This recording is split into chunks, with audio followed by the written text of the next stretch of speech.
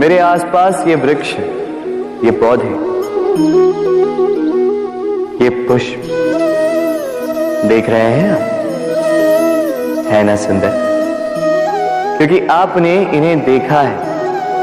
इसी प्रकार जब प्रेम की बात आती है, लोग किसी का मुख स्मरण कर लेते हैं। ऐसी आंखें, वैसी मुस्कान, तिरछी भ्रूकुटी, घने केश, पर क्या यही प्रेम का अस्तित्व है? नहीं, ये उस शरीर का अस्तित्व है जिसे हमारी आंखों ने देखा और हमने स्वीकार कर लिया। परंतु प्रेम भिन्न है। प्रेम उस वायु की भांति है जो हमें दिखाई नहीं देता, किंतु वही हमें जीवन देता है। संसार किसी स्त्री को कुरूप कह सकता है, क्योंकि वो उसे अपनी तन की आंखों से देखता है, परंतु संतान उसी माता को संसार में सबसे सुंदर समझती, क्योंकि वो भाव से जुड़े।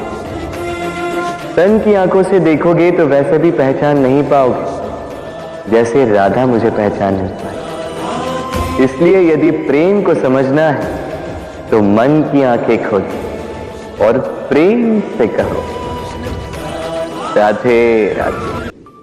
संसार में सबसे बड़ा, सबसे महान जीव कौन सा है? अब आप में से कुछ कहेंगे मनुष्य, कोई कहेगा सिंह, कोई कहेगा हाथी, किंतु नहीं, संसार में सबसे महान जीव है वृक्ष। वो वृक्ष जो हमें खाने के लिए फल देता है, जीने को प्राण वायु देता है, गर्मी में शीतलता देता है और सूख जाने पर भी हमें जलाने के लिए लकड़ी दे जाता है। अब आप सोच रहे होंगे कि मैं ऐसे अचानक वृक्षों की महिमा मंडित क्यों कर रहा हूं? मेरा संकेत इस वृक्ष से कहीं अधिक गुड़ है, उस बीज की ओर जो ना आपको फल देता है, ना छाया, ना ही लकड़ी, बस धरती के अंदर और नमी से लड़ता हूं। कुछ अंगुल नीचे बस जाता है एक वृक्ष को आकार देने के लिए। दीपक क्या है? साधारण सा माटी का पात्र, किंतु जल बाती लेकर जब जलता है तो समस्त संसार को मार्गदर्शन देता है, महान बन जाता है। अब समझे, यदि महान बनना है तो कुछ करना होगा।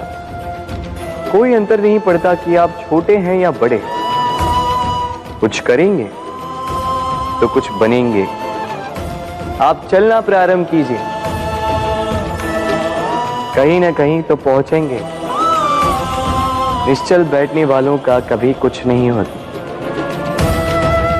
स्मरण रखिएगा, कुछ आरंभ करने के लिए महान होना आवश्यक नहीं है, किंतु महान होने के लिए कुछ आरंभ करना अति आवश्यक है। राधे।